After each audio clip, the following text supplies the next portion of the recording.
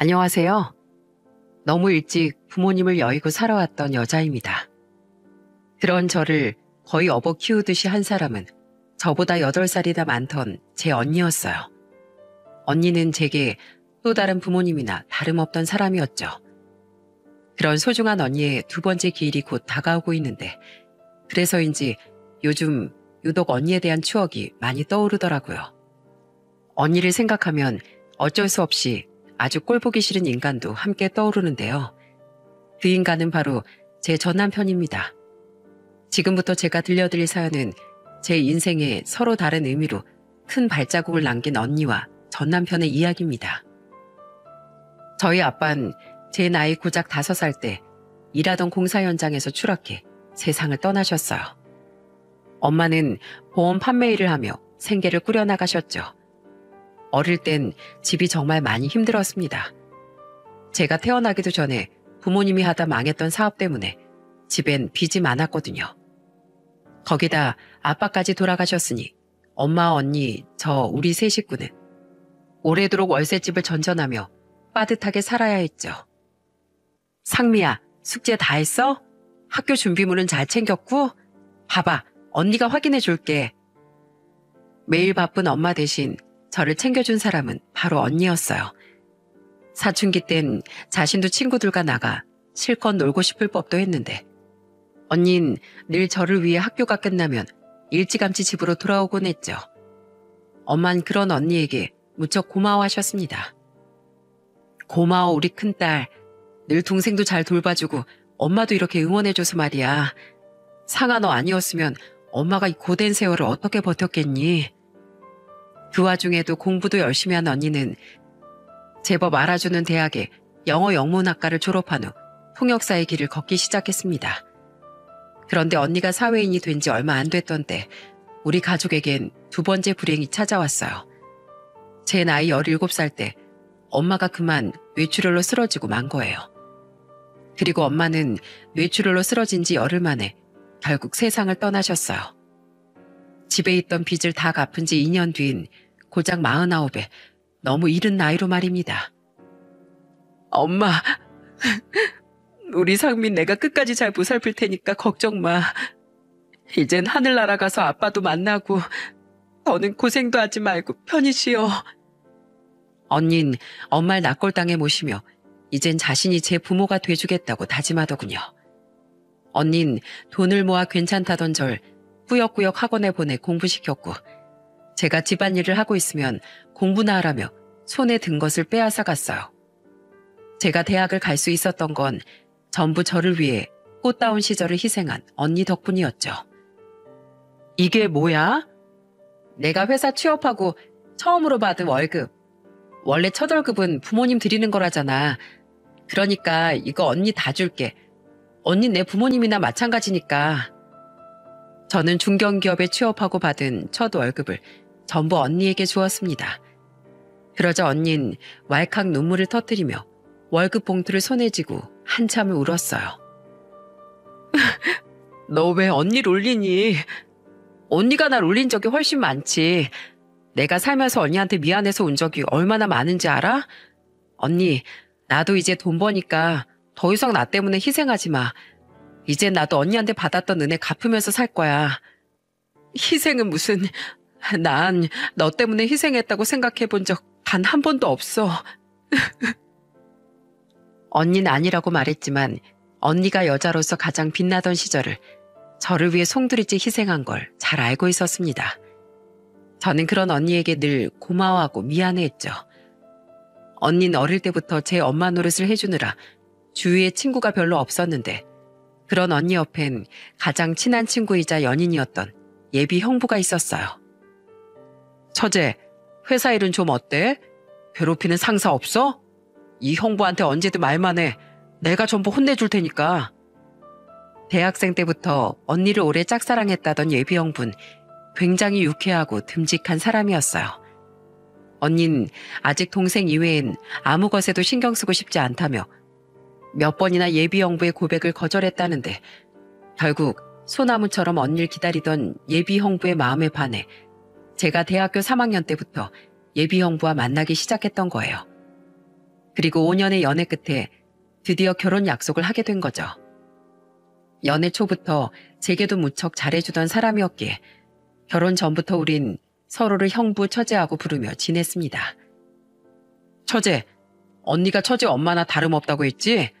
그럼 난 처제한테 이제 아빠랑 마찬가지야. 그러니까 무슨 일 있으면 부담 갖지 말고 꼭 나한테도 기대. 알았지? 세상에 어떤 남자가 자기 처제에게 자신이 아빠라는 말을 해주겠습니까? 게다가 상견례 때 뵌 예비 형부의 부모님도 좋은 분들이었기에 저는 마음 편히 언니의 행복을 지켜볼 수 있었어요.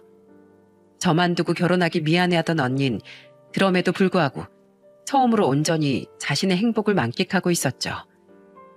하지만 언니의 그런 행복은 얼마 가지 않아 산산조각이 나고 말았습니다. 안 돼, 준현아. 제발 나만 두고 가지 마. 이럴 순 없어. 결혼식장을 잡은 지 한 달 뒤 예비 형부는 그만 교통사고로 세상을 떠나고 말았어요. 예비 형부를 떠나보낸 후 언닌 식음을 전폐하고 방에만 틀어박혀 있더군요. 언니, 이러다 정말 큰일 나. 우리 이 죽 딱 3숟가락만 먹자. 어? 안 먹을래. 아무것도 목구멍으로 못 넘기겠어. 언니 형부 뒤라도 따라갈 작정이야? 언니마저 없으면 난 혼자 남을 난 어떡하라고. 언니, 우선 살아서 무의미하게라도 시간을 흘려보내보자. 그렇게 살다 보면 가슴에 멍이 조금이나마 옅어지는 날도 분명 올 거야. 내가 언니 옆에 있을게. 언니가 늘 그랬듯 이번엔 내가 언니의 버팀목이 돼줄게. 열심히 언니를 챙기고 위로한 덕분이었는지 언닌 조금씩이나마 기운을 차리고 해가 지나자 웃는 날도 많아졌어요. 하지만 그 뒤로 자신은 이제 결혼 생각이 없다며 아무 남자도 만나지 않았죠. 언니, 나 오늘 청혼 받았어. 정말? 그럼 내 동생 드디어 결혼하는 거야? 저는 나이 32에 시부와 함께 주류 납품업체를 운영하던 남편을 소개팅으로 만나 결혼했습니다. 처음엔 애프터 신청을 거절했지만 제가 너무 좋다며 끈질기게 구애하던 남편에게 결국 마음이 갔던 거죠. 하지만 연애를 2년이나 했음에도 불구하고 청혼을 받았을 때 결혼을 결심하기가 쉽지 않았어요. 언니를 혼자 남겨두기 미안했거든요. 얘, 너 하고 싶은데 괜히 나 때문에 결혼 안 하는 건 오히려 날 이상한 사람 만드는 거다. 나 때문에 결혼 안 하면 나 진짜 화낼 거야. 하지만 결국 언니의 성화에 저는 남편과 결혼을 결심하게 된 거예요. 심지어 언니는 괜찮다는 제게 무려 5천만 원이라는 거금까지 기어코 지원해 주었죠. 그렇게 전 언니를 뒤로하고 결혼을 했습니다. 당시만 해도 남편은 저밖에 모르던 사람이었고 시부모 또한 부모 없는 절 따뜻하게 맞아주셨기에 저는 제 결혼 생활이 언제까지고 행복하기만 할 줄 알았어요. 결혼한 지 1년 뒤엔 아들을 낳고 부모까지 되니 그래, 언니 말대로 결혼하길 참 잘했다 싶었죠. 딱 하나 마음에 걸린 건 결혼한 지 얼마 안 돼서 알게 된 시부모의 자식 차별이었습니다. 남편에겐 여동생이 하나 있었는데 시부모는 아들인 제 남편과 딸인 시누이를 많이 차별하며 키운 것 같았어요. 그리고 제가 결혼한 지 1년 뒤 시누이도 결혼을 하게 됐는데 그때 시부모는 제 남편에겐 1억을 지원해줬던 것과 달리 남의 집 귀신이 될 시누이에겐 한 푼도 지원 못해준다고 선언하더군요. 그 일을 계기로 시누인 시댁과의 인연을 완전히 끊어버렸죠. 그날 저는 시댁을 뛰쳐나가던 시누이에게 마음이 쓰여 다급히 그 뒤를 쫓아나갔습니다. 그때 시누이는 눈물 범벅이 된 얼굴로 이렇게 말했어요. 새언니, 그동안 그나마 집에서 저한테 반갑게 인사해주고 챙겨줘서 고마웠어요. 저 결혼할 때 돈 안 해준다고 인연 끊겠다는 거 아니에요. 이럴 거면 왜 낳았지 싶을 정도로 절 찬밥 취급하던 부모란 사람들 이젠 저도 지긋지긋해서 안 보려는 거예요. 그리고 새언니, 지금은 오빠가 새언니 좋다고 하니까 제 부모님이 새언니한테 잘해주는 것 같은데 조심하세요. 딸도 이런 취급할 정도로 제 부모님 정말 자기 아들밖에 모르는 이기적인 사람들이에요. 제 오빠도 당연한데 그런 대접을 받고 살아서 마찬가지로 그런 면이 있고요. 시누이는 제게 그런 섬뜩한 조언을 해준 뒤 떠나버렸습니다. 남편은 그냥 부모님이 나한테 유난인 부분이 있었다 정도로만 말해줬었는데 신우에게 직접 차별에 대한 이야기를 들으니 불안감이 몰려오더라고요. 그렇다고 당시 아들 낳은 지도 얼마 안 됐고 남편도 시부모도 제겐 잘못한 것이 없는데 뭘 어찌할 수도 없었죠. 하지만 전 그때 신우의 말을 듣고 즉시 도망을 쳤어야 했던 거예요. 여보, 내가 양말 이렇게 아무데나 벗어놓지 말라고 했잖아. 나도 일하느라 힘든데 집에 와서 당신 뒤치다거리까지 해야 돼? 아, 진짜 그까짓 거 아무나 하면 되지. 왜 이렇게 잔소리야? 왜 이렇게 자꾸 아줌마처럼 변하냐고. 아줌마? 그렇게 말하는 당신도 아저씨야. 왜 이래? 아이가 2살이 되던 해부터 사랑꾼이던 남편은 점점 퉁명스럽게 변해갔습니다. 신우에게 들었던 남편의 이기적인 면모도 점차 드러났죠. 워낙 제 말이면 뭐든 껌뻑 죽던 사람이었던지라 그 모습이 너무 낯설었어요. 물론 다정할 땐 나름 다정한 사람이라 바람 같은 의심은 하지 않았는데 속이 상하는 건 어쩔 수 없더군요. 저는 회사 여자 상사분께 고민을 털어놨는데 그분은 이렇게 말씀하시더군요. 에이, 부부가 무슨 사랑으로 평생 사나? 나도 집에 늘어지게 누워있는 남편 보면 한숨도 나오고 가끔 꼴 보기 싫기도 해. 아무것도 아닌 일로 박 터지게 싸우기도 하고. 근데 우리 애들 아빠고 내가 선택한 사람이니까 그냥 의리로 사는 거지 뭐. 그 말에 제가 괜히 유난을 떤 건가 싶어 조금이나마 마음이 편해졌습니다. 그래, 연애 때 미처 몰랐던 단점이 많이 드러났어도 회사와 집 밖에 모르는 가정적인 사람이니 그걸로 만족하자 하고 생각했죠. 하지만 이듬해 시부가 남편에게 완전히 회사를 물려주고 난 뒤 상황은 변해갔습니다. 여보, 골프 치지도 못하는 사람이 웬 골프채를 샀어? 이번에 배우기 시작했어. 그래도 명색이 사장인데 골프 정도는 쳐야 모임에도 끼고 하지 않겠어? 나 이번에 무슨 사장 모임 같은 인터넷 동호회에 가입했거든. 거기선 골프를 안 치는 사람이 없더라. 골프 배워서 다음에 실제 모임에도 나가보려고. 근데 당신이 술 마시고 오는 날 외엔 저녁 늦게 들어온 적이 별로 없는 것 같은데 대체 언제 골프를 배우고 있었어? 낮에 갔지. 어차피 사장이 일하나? 직원들이 다 알아서 하고 난 그냥 월급만 제때 주면 되는데 뭘. 남편 회사는 무슨 큰 기업이 아니라 그냥 조그마한 사업체였어요. 연식이 조금 오래된 적당한 빌라에 살던 시댁만 봐도 그리 큰 벌이가 있는 회사가 아니었던 걸 알 수 있었죠. 그런데 사장이 됐다는 이유로 남편은 허파에 바람이 들어간 거예요. 게다가 회사를 그럴싸하게 키우려면 투자를 받아야 한다며 틈만 나면 사람들을 만나러 골프를 치러 다니거나 술 접대를 하고 다니더라고요. 여보, 당신 회사 운영 진짜 괜찮은 거야? 너무 무리하는 거 아니야? 괜찮아, 나 사장이야. 내 회사는 내가 제일 잘 알아. 저는 그런 남편이 걱정돼 자꾸 잔소리를 했습니다. 하지만 남편은 자기를 못 믿냐며 큰 소리만 뻥뻥 쳐댔죠. 아니나 다를까 남편의 회사는 점점 어려워지기 시작했어요. 자꾸 어딘가에 돈을 빌리려고 통화를 하는 것 같더니 남편은 점점 집에 생활비도 가져다 주지 못하더군요. 미안해 여보. 지금 확장하려던 사업이 다 어그러져서 투자자들이 다 투자금을 회수하겠다고 난리야.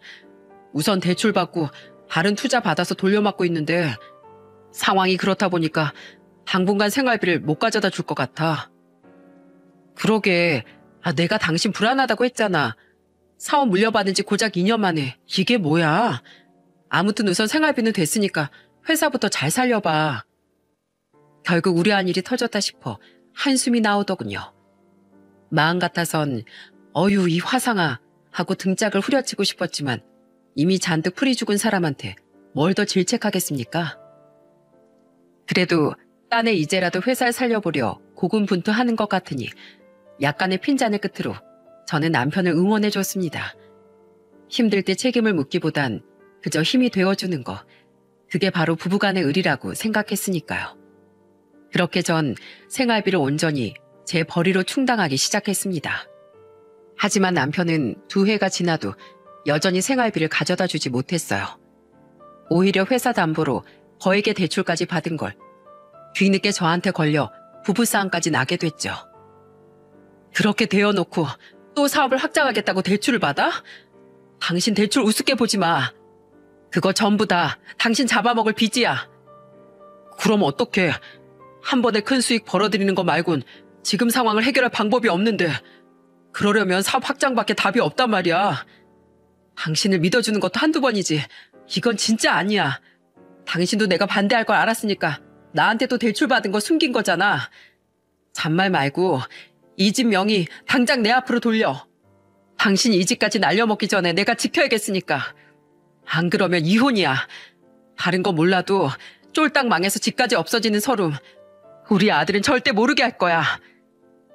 제가 이혼을 통보하자 남편은 할 수 없이 공동명의였던 집을 제 단독 명의로 돌리게 됐습니다. 신혼집 구할 때 시댁 지원금 1억에 남편이 모아뒀던 돈과 제 언니가 준 5천만 원에 제가 악착같이 모아놓은 돈을 더한 비율이 거의 반반이라 대출을 껴서 공동 명의로 구한 집이었죠. 재산 욕심을 부린 게 아니라 저는 정말 그 집만은 지키고 싶어서 그런 강수를 뒀던 거예요. 그런데 그 일을 안 시부모는 곧장 저희 집으로 쳐들어와 제게 누나를 부라리며 소리 지르더군요. 네가 뭔데 감히 우리 아들을 윽박질러? 나도 네 시애비도 한 번 소리도 안 지르고 키운 귀한 자식인데. 그리고 네가 뭔데 집 명의를 바꾸라 말아야? 네가 뭔데 우리 아들 길을 죽이냐고. 어차피 지 아들 때문에 이혼도 못할 거면서 회난 겁박으로 왜 애를 속상하게 해? 아까도 말씀드렸잖아요. 이 사람 앞으로 빚이 한두 푼이 아닌데 빚 못 갚고 신용불량자라도 되면 이 집 경매로 넘어갈 건 불보듯 뻔한 거 아니에요? 저 사람 지금 2년 넘게 집에 생활비 한 푼 안 가져다 주고 있어요. 두 분 돈도 이 사람한테 빌려줬다가 전부 날리셨으면서 어떻게 이 상황에 이 사람 편을 드세요? 저 싸가지 없이 시애미한테 바락바락 소리 지르는 것 좀 봐라. 야, 처음엔 우리 아들이 좋다고 해서 지금까진 우리 아들 때문에 고생하는 게 미안해서 좀 잘해줬더니 네가 아주 기어오르는구나. 남자가 사업하면 좀 희청거릴 수도 있고 빚도 질 수도 있는 거지. 아내가 됐으면 남편이 길바닥에 나앉아도 기꺼이 함께 나앉을지언정 남편 말에 토다는 거 아니야. 네가 얼마나 드세게 굴었으면 우리 아들이 찍소리도 못하고 바로 명의를 바꿨겠어? 그리고 얼마나 분통이 터졌으면 그걸 우리한테 일렀겠냐 이 말이야. 이래서 부모 없는 고아가 문제야. 보고 배운 게 없으니까 저렇게 싹바가지가 없고 드세지. 잔말 말고 세금을 더 내든 뭐라든 당장 명의 돌려놔. 아예 공동명의 말고 우리 아들 앞으로. 남편의 저에 대한 태도가 변하며 시부모도 은근 저를 무시한다는 느낌을 받긴 했습니다. 하지만 애 생각에 큰 소리 내기 싫어 적당히 거리 두고 살았는데 전날은 도를 심하게 넘더라고요. 그때 알았죠. 아, 이 사람들은 날 고아라고 깔보고 있었구나 하는 걸 말입니다. 자식 생각에 제가 절대 이혼 못할 거라고 생각했는지 자기들 할 말만 마친 시부모는 의기양양한 표정으로 돌아갔습니다. 남편은 옆에서 우리 부모님 말 들었지? 명의 다시 내 앞으로 돌리고 앞으로 나 하는 일에 토달지 마. 알았어? 하고 우쭐대며 방으로 들어갔죠. 사람이 정이 떨어지면 아예 말도 섞고 싶지 않아진다는데 그때 제 상태가 딱 그랬습니다. 지기 싫어서 한마디 하면 피곤하게 또 말싸움을 해야 할 텐데 그날은 아예 남편 얼굴도 보기가 싫었죠. 그때부터 이틀 동안 전 남편과 냉전 상태를 유지하며 말 한마디 나누지 않았습니다. 명의 변경은 언제 할 거냐며 옆에서 깐족대는 남편을 무시한 채 저는 아주 오래도록 신중하게 고민했어요. 그리고 이틀째 되는 날 결심했죠. 남편과 이혼을 해야겠다고요. 우리 아들은 꼭 온전한 부모 아래서 키우고 싶었기에 어떻게든 남편을 이해하고 참으려 했지만 저는 결국 부부는 한 사람만 이해하고 참아서 유지되는 관계가 절대 아니라는 결론을 내렸습니다. 언니, 오늘 한국 들어오지? 이따 저녁에 뭐해? 오늘은 별거 없어. 왜? 오늘 만나서 밥이나 먹을까? 우리 예쁜 조카랑? 언니가 서울 가면 전화할 테니까 연우랑 같이 준비하고 집에서 기다리고 있어. 중요한 일이었기에 저는 당시 일 때문에 해외에 갔다 귀국할 예정이었던 언니와 먼저 상담을 하고 싶었어요. 그동안은 동생 걱정할 언니 생각에 남편과의 불화나 사업 문제에 대해 이야기하지 않았었는데 이혼 같은 중대사는 다른 문제니까요. 하지만 저는 끝내 언니에게 아무런 상담도 하지 못했습니다. 언니가 늦네? 공항에서 오는 길이 많이 막히나? 퇴근 후 아들을 데리고 집에서 언니를 기다리는데 6시에 공항에 도착했다던 언니는 8시간 넘도록 소식이 없더군요. 당신을 퇴근이 늦던 남편이 들어오기 전에 나가려 했건만 결국 퇴근한 남편과 마주쳐버렸죠. 저는 남편을 쳐다도 보지 않았는데 그때 마침 휴대폰 진동이 울리기에 전 언니인 줄 알고 얼른 휴대폰을 쳐다봤어요. 그런데 제게 전화를 건 발신인은 언니가 아니라 모르는 번호였습니다. 그리고 전화를 받은 전 믿지 못할 상대방의 말에 순간 자리에서 벌떡 일어나고 말았어요. 저희 언니가 사고가 나요? 위독하다고요? 뭐야, 처형 사고 났대? 전화를 건 사람은 서울의 한 병원 관계자로 언니가 교통사고로 인해 위독한 상태로 응급실에 실려왔다는 소식을 전해주었습니다. 순간 과거 교통사고로 현장에서 숨진 예비영부가 생각나 모골이 송연해졌어요. 통화 내용을 옆에서 같이 들은 남편은 눈을 휘둥그레 뜨며 다급해진 저를 따라 아들을 데리고 병원으로 향했죠. 그땐 정말 이혼이니 냉전이니 하는 것들이 아무것도 생각나지 않더라고요. 언니, 정신 좀 차려봐. 선생님, 저희 언니 살 수 있는 거죠? 수술했잖아요. 그죠? 죄송합니다. 김상아 환자분은 병원에 도착했을 때부터 이미 장기가 너무 많이 손상된 상태였어요. 최선을 다했지만 지금 환자분은 언제 돌아가셔도 이상하지 않은 상황입니다. 혹시나 의식이 돌아온다고 해도 이미 환자분은 수생이 어려운 상태예요. 앞으로 환자분이 이 상태로 당장 돌아가실지 며칠을 버틸진 환자분의 의지에 달렸습니다. 의사는 언니가 끝내 살 수 없을 거라는 절망적인 말을 전한 뒤 죄송하다는 말을 끝으로 등을 돌렸습니다. 저는 그대로 바닥에 주저앉아 좌절했죠. 여보, 괜찮아? 어떻게 괜찮겠어. 언닌 내 언니이자 엄마야. 그런 언니가 죽는다는데 어떻게 괜찮겠냐 말이야. 한번 시작된 흐느낌은 멈출 줄을 몰랐어요. 정신을 못 차리고 흐느끼던 절 꼭 안고 달래준 사람은 남편이었죠. 그렇게 정이 뚝 떨어졌던 남편이건만 그래도 남편이라고 절 챙겨주는 모습에 그날은 정말 고맙더라고요. 언닌 생명에 필요한 줄이란 줄은 전부 달린 채 한동안 의식불명에 빠져 있었습니다. 이혼이고 뭐고 전부 미룬 채 저는 휴가를 내고 그런 언니의 옆에만 붙어 있었어요. 고맙게도 남편은 애는 자신이 어린이집 등하원시키고 주말에도 잘 데리고 있으며 돌볼 테니 집 걱정은 하지 말고 언니 옆에 있으라더군요. 그리곤 자신도 매일같이 퇴근 후나 주말 저녁에 잠깐씩 들렀고요. 처형, 오늘은 상태가 어떠셔? 그대로야. 얼굴이랑 온몸에 난 생채기만 아니면 꼭 잠들어 있는 사람 같아. 처형이 나한테 정말 잘해주셨는데 왜 꼭 이런 불행은 처형처럼 좋은 사람들한테만 일어나는 거야? 많이 힘들지 여보. 내가 비록 그동안은 못난 남편이었지만 그래도 이럴 때 기대라고 있는 게 남편이잖아. 당신한텐 내가 있으니까 힘내. 이혼까지 마음먹었건만 그래도 남편이라고 든든히 제 옆을 지켜주는 남편이 고마웠습니다. 예전 직장 상사분들의 부부는 의리로 산다는 말이 떠오르기도 했죠. 또한 소식을 들은 시부모까지 병원으로 달려와 눈물을 흘리며 제 손을 잡고 위로의 말을 건네더군요. 에휴, 괜찮니 어머마? 안 그래도 저번엔 우리가 잠깐 너무 화가 나서 너한테 몹쓸 소리를 한 것 같아 많이 미안해하고 있었다. 근데 그 와중에 이런 소식까지 들었으니 나랑 네 시아버지 마음이 영 아니야. 다 잘 될 게다. 우리 믿고 기다려보자. 그렇게 못되게 굴더니 그래도 절 가족이라고 생각은 해줬구나 싶어 고맙더군요. 저는 아주 잠깐 다시 이혼을 고민해보기도 했어요. 하지만 그건 아주 찰나였죠. 왜냐하면 언니가 의식불명에 빠진 지 닷새 뒤 저는 그들의 추잡한 속내를 알아버리고 말았거든요. 어머니네? 여보, 나 잠깐 통화 좀 하고 올게. 그날도 역시 퇴근 후 병원에 들른 남편은 잠시 시모의 전화를 받고 온다며 병실을 나가더군요. 요일을 참고 있던 저도 겸사겸사 화장실에 다녀올까 싶어 남편이 나간 지 1분쯤 지났을 때 곧장 병실을 나갔죠. 화장실은 엘리베이터가 있던 그 층의 중앙을 지나가야 하는 곳에 위치해 있었는데 무심코 화장실로 향하던 전 순간 믿기지 않는 남편의 목소리에 엘리베이터가 있던 벽 뒤로 몸을 숨겼습니다. 그리곤 고개만 빼꼼 내밀어 엘리베이터 옆 창문 밖을 바라보고 있던 남편의 통화 내용을 엿듣게 됐어요. 네, 어머니. 아직 안 죽었어요.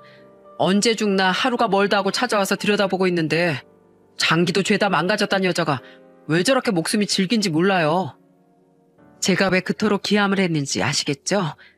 남편은 시모에게 저희 언니가 아직도 안 죽고 살아있다며 투덜대고 있었던 겁니다.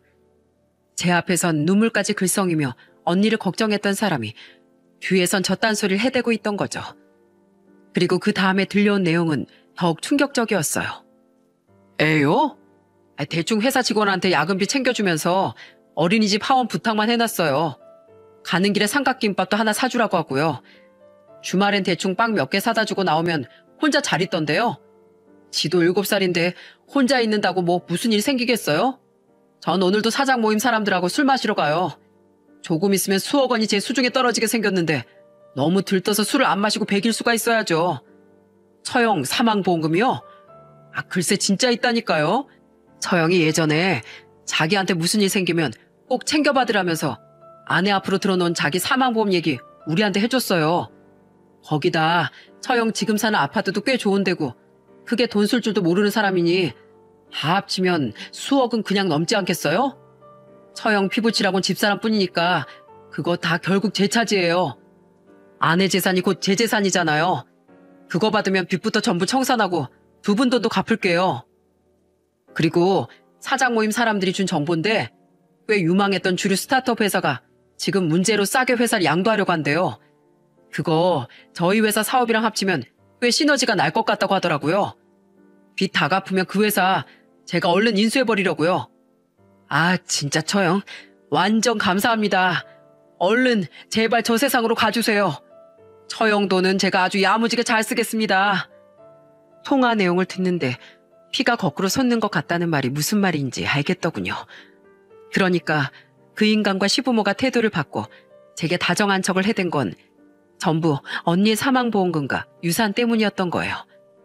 언니의 가족이라곤 저밖에 없으니 제가 물려받을 유산을 노리며 언니가 언제 생명이 다하나 감시하고 있었던 거죠. 제게 언니가 어떤 존재인 줄 뻔히 알면서 그런 언니가 세상을 떠나기만 오매불만 기다리고 있던 남편과 시부모에게 분노가 치솟았습니다. 저는 전화를 끊고 콧노래를 흥얼거리던 그놈에게 달려가 냅다 뒤통수를 후려쳐버렸어요. 뭐야? 여보. 남편의 뒤통수를 어루만지며 인상을 팍 쓰더군요. 하지만 고개를 돌려 저를 발견하곤 금세 당황스러운 표정이 되었죠. 저는 그놈의 뒤통수를 한 번 더 후려친 뒤 정숙해야 할 병원임도 있고 소리를 지르기 시작했습니다. 이 개자식아, 나 다 들었어. 휴대폰으로 녹음도 해놨으니까 발뺌할 생각은 하지도 마. 뭘? 난 당신이 무슨 말 하는지 하나도 모르겠어. 어디서 끝까지 오리발이야? 뭐? 제발 빨리 저 세상을 가달라고? 우리 언니가 너 집에 오면 맨날 상다리 부러지게 밥 차려줘. 한 번씩 선물도 해줘. 얼마나 너한테 잘해줬니? 아니, 모르는 사람이 저렇게 누워있다고 해도 제발 죽어달라고 비는 인간은 사이코패스밖에 없을 거야. 너랑 네 부모란 인간들은 아니 짐승 이하야. 완전 최악이라고. 그리고 네가 왜 우리 언니 사망보험금하고 유산을 탐내? 나 너랑 이혼하려고 했거든? 떡줄 사람은 생각도 않는데 팔춤 추고 꽹가리 치고 아주 잘도 논다. 이혼? 이 와중에 갑자기 이혼이라니. 당신 우리 연호만큼은 엄마 아빠 다 있는 정상적인 가정에서 키우고 싶다며. 당신 저번처럼 그냥 나 겁박하려고 그러는 거지? 내가 괘씸해서. 내가 미안해. 이렇게 사과할게. 당신도 알잖아. 내가 돈이 좀 급했던 거. 어차피 나랑 이혼도 당신 못할 건데 부부끼리 유산이든 뭐든 나눴으면 좀 덧나냐? 이 자식이 아직도 정신 못 차렸네. 야, 너 우리 연은 방치해두고 맨날 술 처먹고 다닌다며? 7살밖에 안 된 애 혼자 집에 방치해두는 게 아빠로서 할 짓이냐? 너처럼 악마 같고 이기적인 인간은 차라리 얘한테 없는 게 100번 나아. 너 같은 건 당장 이혼당할 줄 알아. 지금 집 4명인 거 알지? 내 집에서도 당장 꺼져. 여보, 진짜 갑자기 이러는 게 어딨어. 어디 있긴 어디 있어. 여기 있지. 야, 너 우리 언니 병원에 한 번만 더 깔짝댔다간 그땐 뒤통수가 아니라 정강이 까버릴 줄 알아. 왜? 내가 못할 것 같아? 당신 다리뼈 한번 시원하게 깨부숴주고 깽판 물면 그만이야. 감히 우리 언니한테 죽으라고 저줄 퍼붓는 너 같은 놈한텐 매가 약이라고. 엄청난 소란에 병원 관계자들과 병실 안에 있던 사람들까지 전부 나와 우리를 구경하더군요. 평소에도 남의 시선을 엄청 신경 쓰던 허세왕 남편 놈은 그제야 얼굴을 시뻘겋게 달구더니 냅다 주랭랑 쳐버렸죠. 빨리 그 자리를 벗어나고 싶었는지 엘리베이터도 타지 못하고 비상 계단으로 말입니다. 저 간호사 선생님, 저희한테 무슨 일 생기면 꼭 저한테 빠르게 연락 부탁드릴게요. 제가 잠깐 집에 가봐야 할 것 같아서요. 저는 간호사분에게 언니를 부탁한 뒤 쏜살같이 집으로 향했어요. 그동안 방치됐었던 아들이 너무 걱정돼서요. 택시를 타고 집에 도착하니 이미 아들은 멀뚱멀뚱 식탁에 앉아 남편 회사 직원이 사준 듯한 삼각김밥을 먹고 있더군요. 저는 미안한 마음에 왈칵 눈물을 터뜨리며 아들을 안아주었죠. 엄마가 미안해, 연호야. 엄마, 울지 마세요.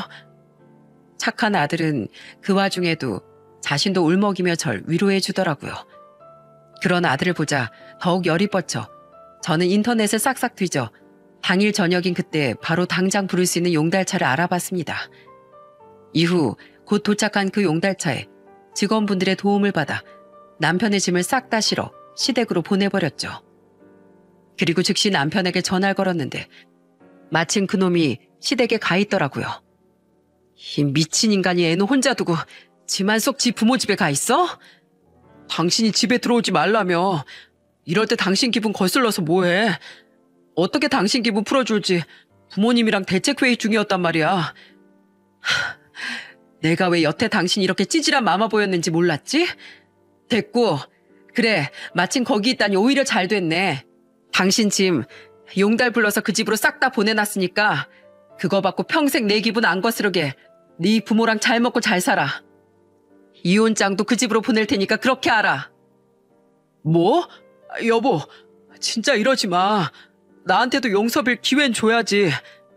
내가 그 꼴을 왜 봐야 하는데? 당신 어차피 우리 언니 유산 어떻게든 뜯어먹으려고 나한테 이러는 거잖아. 이혼도 지금 당장 헤어지면 당신이 가져갈 재산이 별로 없어서 버티는 거 아니야? 그런 진심 하나도 없는 사과를 내가 왜 받으면서 시간 낭비해야 돼? 짐 안 받으면 곧장 폐기해달라고 웃돈까지 드리면서 부탁해놨으니까 짐은 받던지 말던지 마음대로 해. 내가 너랑 이혼할 생각은 있었어도 그래도 부부로 산 세월도 있고 네가 우리 연우 아빠니까 좋게 좋게 끝내려고 했거든? 근데 너같이 사람된 도리도 모르는 놈한텐 인간적으로 대해줄 필요가 없더라. 합의 이혼할 생각 없으면 하지 마. 소송 걸면 그만이니까. 그 뒤 남편과 시부모에게서 번갈아가며 계속 전화가 왔지만 저는 한 통의 전화도 받지 않았습니다. 다음날 아침 저는 사람을 불러 현관문 잠금 장치를 아주 복잡한 기계로 바꿔놓았어요. 남편과 시부모가 찾아와도 절대 열지 못하도록 말이죠. 그리고 전 아들을 데리고 전업주부였던 친한 친구 집으로 가 염치불구하고 제 아들을 부탁했습니다. 제 사정을 들은 친구는 저를 꼭 안아주며 이렇게 말했어요. 언니한테 그런 일이 있었으면 나한테도 연락을 했어야지. 얼마나 혼자 고생이 많았어. 연훈 걱정 마. 내가 잘 돌볼게. 넌 걱정 말고 언니만 챙겨. 이따 남편 퇴근하면 나도 병원에 들를게. 친구에게 아들을 맡긴 뒤 다음으로 한 일은 변호사를 선임해 선전포고한 대로 남편에게 이혼 소송을 거는 일이었습니다. 그동안 남편이 집에 생활비를 일체 가져오지 않은 점, 동의 없이 자꾸 대출을 받은 것과 저희 언니가 죽길 고대하던 통화 내용 녹음 파일까지 전부 증거로 내세웠죠. 그렇게 변호사에게 소송 일을 맡기고 아들도 친구에게 부탁하고 난 뒤에야 다시 전 언니 옆을 지킬 수 있었어요. 저는 미동 없는 언니의 손을 쓰다듬으며 다정하게 말을 걸었습니다. 우리 언니 어쩜 이렇게 나이 들어도 예전처럼 고울까? 마음씨가 선하면 그게 얼굴에도 고스란히 드러난다더니 딱 우리 언니한테 들어맞는 말이네. 언니, 나를 위해서라도 힘들어도 정신 차려주면 안 될까? 더도 말고 덜도 말고 그렇게 기적처럼 10년, 아니 1년이라도 더 살아주면 안 돼? 나 언니 없으면 정말 어떻게 살아? 엄마, 아빠, 언니 제발 데려가지 마. 나한테서 언니까지 뺏어가지 마. 고맙게도 제가 아들을 부탁한 친구는 그날 정말로 언니의 병문안을 와주었어요. 그리곤 제 손에 햄버거 하나를 억지로 쥐어주며 말했죠. 아까 보니까 너 얼굴이 말이 아니게 상했더라. 먹어야 언니 곁도 진득하게 지키지. 저를 걱정해주는 친구의 행동에 거짓으로 점철됐던 남편과 시댁 식구들의 가식이 생각나 더욱 혐오감이 밀려왔어요. 제가 전화를 계속 받지 않자 며칠 뒤 남편과 시부모가 겁을 상실하고 병원으로 찾아왔더군요.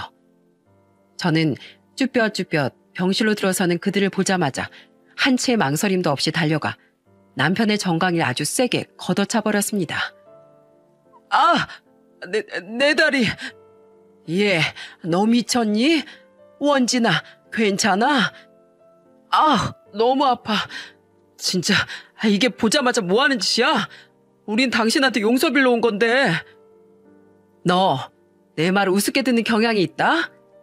첫째, 내가 이 병원에 또 발걸음하면 그땐 정강이별 아작 내주겠다고 했지? 그리고 둘째, 내가 사과받으면서 시간 낭비하기 싫다고 분명히 말했을 텐데. 난 당신들 사과 전혀 받을 생각 없으니까 돌아가. 예, 어머마, 우리 아들 정강이 찬 건 용서해 줄 테니까 네 언니 죽으면 제발 얘한테 돈 좀 빌려다오. 그래도 애가 연호 아빠인데 이혼할 때 하더라도 망하게 그냥 내버려 둘 필요까지는 없잖아. 어머님, 말 참 웃기게 하시네요. 망하든 말든 남편이 하라는 대로 다 따르라고 할 땐 언제고 이제 와서 그렇게 무시하던 며느리한테 돈을 빌려달래요? 됐고요. 그렇게 좋아하는 아들 반품해드릴 테니까 가져가세요. 그리고 당신 마지막 경고야. 여기 또 오잖아. 그럼 그땐 지금 찾던 정강이 그대로 한 번 더 걷어차 줄 거야. 알아들었으면 다들 꺼져. 하지만 제 말에도 그들은 끝까지 미련을 버리지 못하고 매달리더군요. 결국 그들은 병원 보안요원에 의해 질질 끌려나가야 했어요. 이후 더는 의미가 없다고 생각했는지 그 뒤론 저를 찾아오지 않았죠. 그리고 언니는 그로부터 딱 일주일을 더 버티고 결국 하늘에 있는 부모님과 예비 형부 곁으로 가버리고 말았습니다. 언니, 하늘에서 엄마 아빠랑 형부 만났어?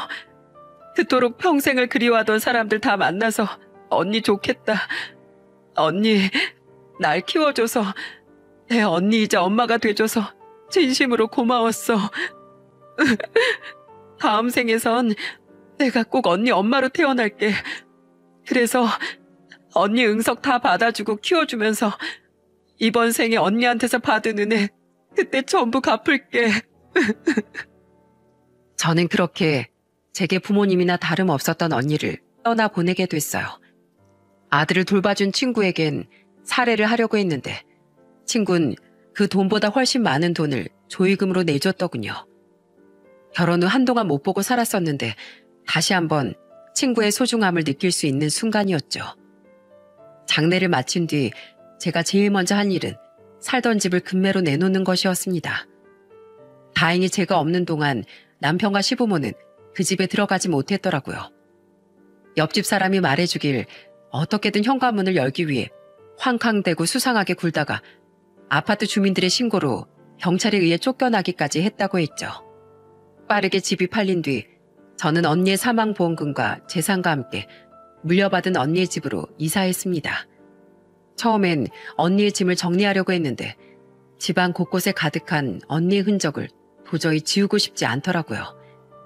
그래서 방 3개 중 하나에 언니의 흔적을 모아둔 뒤 나머지 두 방에서 아들과 함께 살기 시작한 거죠. 그런데 제가 언니의 집으로 이사한 건 또 어떻게 알았는지 한창 이혼 소송 중이던 때 남편이 그 집으로 찾아왔지 않겠어요? 아들을 데리고 퇴근하고 있던 전 아파트 앞을 서성이고 있던 남편을 보고 깜짝 놀라고 말았어요. 아빠를 별로 좋아하지 않던 아들은 제 다리 뒤로 쏙 숨어버렸죠. 뭐야, 당신 여긴 또 왜 왔어? 여보, 한참 기다렸어. 여보, 제발 나 좀 도와줘. 처형 유산 빌려주기 싫으면 제발 집 한 돈이라도 우선 좀 줘봐. 우리 식구들 전부 길바닥에 나앉게 생겼단 말이야. 남편은 대뜸 눈물을 줄줄 흘리며 제게 애원하기 시작하더군요. 뭔가 싶어 내용을 들어보니 아주 가관이었어요. 남편이 가입했었다던 사장 모임인가 뭐시기 있죠? 집에 애까지 혼자 팽개쳐두고 술을 마시러 다녔다던 그 모임이요. 남편은 저번 시모와의 통화 내용으로 그들의 사탕 발린 말에 속아 작은 스타트업 회사 하나를 아주 싼 값에 인수했던 모양이었어요.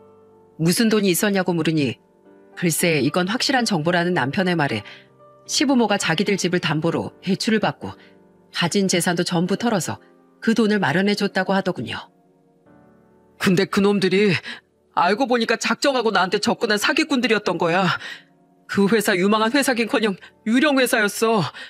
그놈들 우리 집 마지막 피 같은 돈을 가지고 다 도망쳐버렸어. 여보, 제발 나 좀 살려줘. 싫어. 그렇게 허세 가득 차서 골프 쳐대고 회사 키운다 어쩐다 바람만 잔뜩 들더니 결국 멀쩡하던 네 아빠 회사를 고작 4년 만에 날려버렸구나. 당신이 저지른 일이니 뒷감당도 당신이 직접 해. 난 분명 말렸고 내 조언을 기등으로도 안 들었던 건 당신 자신이야. 그리고 아들이 잘못된 길을 가는데도 다 오냐오냐한 당신 부모 책임이라고. 당신 집 한 돈에서 분할받을 재산이 있을지 없을진 법원에서 판단해 줄 거야. 그러니까 할 말 있으면 앞으로 변호사 통해서만 해. 또 오면 그땐 경찰 불러버린다. 저는 엉엉 우는 남편을 버려두고 집으로 돌아왔습니다. 남편은 그 뒤로 또 한 번 그 집을 찾아왔는데 제가 즉시 경찰서에 전화를 걸자 잽싸게 줄행랑을 쳐버리더라고요. 이후 저는 이혼소송에서 승소해 아주 유리한 재산 분할을 받을 수 있었습니다. 남편은 약간의 재산을 챙길 수 있었는데 그 돈으로 가진 빚을 갚기엔 터무니없이 적었을 거예요. 하지만 그러거나 말거나 뭐 더 이상 제 알 바는 아니었죠. 그렇게 시간은 빠르게 흘러 언니가 세상을 떠난 지도 거의 2년이 다 되어가고 있어요. 제가 맡아 키우고 있는 저희 아들은 어느덧 초등학교에 입학해 벌써 2학년이 되었고 다행히 아빠 없는 그늘 같은 건 얼굴에 들이우지 않았죠. 이혼한 뒤론 전 남편과 시부모가 어떻게 사는지 관심이 없어 잘 알지 못했는데 저는 얼마 전 엄청난 우연으로 인해 그들의 근황을 알게 됐습니다. 회사 거래처 방문 때문에 저는 예전 시댁이 있던 근처 시내에 간 적이 있었어요. 어머마, 연호애미야. 그런데 길을 걷고 있던 절 누군가가 불러세우지 않겠어요? 그건 바로 아주 초라한 행색의 시모더라고요. 그리고 헐레벌떡 제게 달려오던 시모 뒤로 공병들과 폐지가 쌓인 리어카를 끌고 고개를 푹 숙이고 있던 시부를 발견할 수 있었죠. 그리고 시모는 자신들은 폭삭 망했다며 하소연하듯 제게 말하더군요. 대출금을 아무것도 못 갚았으니 회사는 당연히 망해버렸다. 집도 경매로 넘어가고 우리 지금 겨우 반지하 월세방에서 공병 주고 폐지 팔아서 먹고 살아. 70 넘은 우릴 써준다는 데가 없어서 말이야. 원진이 그놈은 신용불량자 상태로 모든 의지를 잃어버리고 집에서 아주 술만 퍼마시고 있다. 딸은 우리 연락 받지도 않어. 어머마, 우리 아들 이제 반성 많이 했을 거다. 그러니까 제발 예정을 생각해서라도 우린 괜찮으니까 우리 아들이라도 다시 데리고 가서 사람 좀 만들어주면 안 되겠니? 예전엔 우리가 정말 미안했다. 제가 왜요? 아줌마 아저씨한테도 그 사람한테도 전 아무런 예정이 없는데요. 그럼 공병 열심히 주우시고 안녕히 가세요. 저는 그런 되도 않은 헛소린 한기로 흘려버린 채 유유히 자리를 벗어났습니다. 오히려 저런 인간들보다 지금껏 저와 제 아들의 안부까지 물어주는 예전 그 친구가 제게 훨씬 가치 있는 사람이라고 생각하면서요. 그들의 처참한 몰락은 안 된 일이지만 스스로 화를 자초한 것을 어쩌겠어요? 제 탓도 아닌데요. 저는 앞으로 그들에겐 지금처럼 신경 뚝 끊고 저희 아들에게 좋은 엄마가 되어주는 것만 생각하며 살아갈 생각입니다.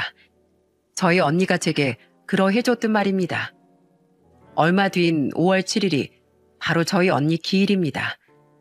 언닌 부모님이 안치되어 있는 납골당에 함께 잠들어 있어요. 저는 그날 휴가를 내고 아들과 함께 납골당에 방문해 세 사람을 만나고 오려고 해요. 그리고 분명 저를 걱정하고 있을 부모님과 언니에게 웃으면서 이렇게 말해줄 거랍니다. 엄마, 아빠, 언니, 우리 연혼 무럭무럭 잘하고 있고 특히 나 말고 언니를 많이 닮아선지 공부도 유독 잘해. 많이 부족하지만 나도 엄마랑 아빠 그리고 언니처럼 우리 아들에게 좋은 엄마가 되어주기 위해 노력하고 있어. 오히려 전 남편 때문에 스트레스 받을 일도 없어서 연호랑 둘이 지내는 매일이 훨씬 행복해. 그러니까 내 걱정은 말고 우리 나중에 아주 나중에 내 식구 하늘에서 꼭 다시 만나자. 그리고 그땐 나 꼭 안아주고 칭찬해줘. 우리 딸, 내 동생 혼자서도 참 씩씩하게 잘 살았다. 기특하다. 이렇게 말이야. 모두 보고 싶다. 사랑해. 라고 말입니다.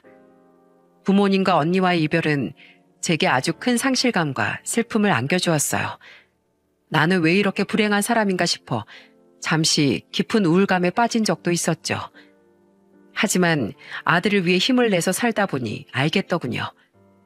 부모님과 언닌 몸은 비록 제 곁에 없지만 세 사람과의 추억과 그들에게서 받은 애정은 언제까지고 제 안에 고스란히 남아있다는 걸 말입니다. 그렇게 생각하니 한결 살아갈 힘이 나고 외로움도 덜해지더라고요. 나는 혼자가 아니라 그렇게나마 가족들과 영원히 함께라는 생각이 들어서요. 그러니 혹시 저처럼 소중한 사람과 이른 이별을 맞은 분들이 있다면 저처럼 가슴 깊이 남은 그 사람의 존재를 느껴보세요. 그리고 그로 인해 저처럼 조금이나마 마음의 위안을 얻으시길 바랍니다. 긴 제 넋두리 들어주셔서 진심으로 감사드립니다. 모두 편안한 일상 보내세요.